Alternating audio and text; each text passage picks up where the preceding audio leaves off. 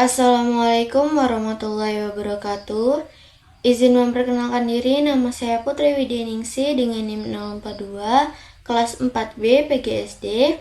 Di sini saya akan mempresentasikan kesimpulan materi dari teori pemrosesan informasi dengan dosen pengampu Bapak Dr. Arman Magister Pendidikan. Baik, tanpa berlama-lama saya akan memulai presentasinya. Teori pemrosesan informasi dari Atkinson dan Shifrin.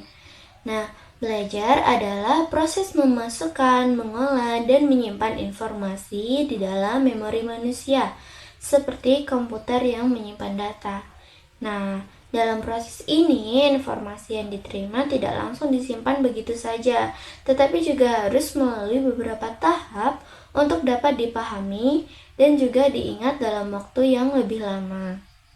Nah, maksud dari seperti komputer yang menyimpan data itu maksudnya otak kita juga bekerja dengan cara menerima, mengolah, dan menyimpan informasi.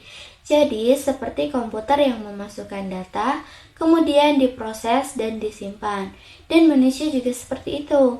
Informasi yang diterima tidak langsung diingat, tetapi juga dipahami dahulu, baru disimpan di ingatan, supaya nanti bisa dipakai kembali. Kemudian, teori ini juga menjelaskan bahwa proses belajar merupakan proses penyimpanan informasi yang melalui 3 tahap. Nah, pada teori ini, 3 tahap yang dimaksud adalah tahap pertama, yaitu register sensorik. Register sensorik merupakan tahap ketika individu menerima sinyal masuk atau informasi.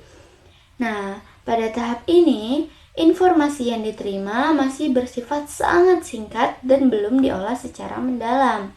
Karena itu, diperlukan perhatian agar sinyal atau informasi tersebut tidak langsung hilang, tetapi juga dapat diteruskan ke tahap selanjutnya. Selanjutnya, tahap yang kedua adalah tahap memori jangka pendek. Nah, setelah informasi yang diterima sebagai sinyal masuk pada tahap register sensorik, informasi tersebut akan diproses lebih lanjut pada tahap memori jangka pendek.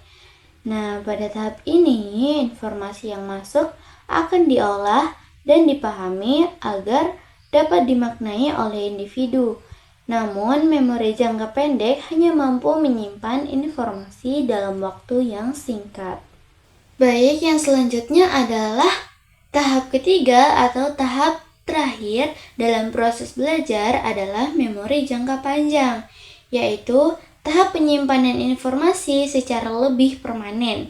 Informasi yang telah diolah pada memori jangka pendek akan disimpan dalam memori jangka panjang melalui proses pengulangan, pemahaman, dan semakin sering informasi diulang dan dipahami, maka semakin kuat juga informasi tersebut tersimpan dan lebih mudah diingat kembali. Baik, itu saja yang bisa saya sampaikan mengenai kesimpulan dari teori pemrosesan informasi Atkinson dan Shifrin. Saya akhiri, wassalamualaikum warahmatullahi wabarakatuh. Terima kasih.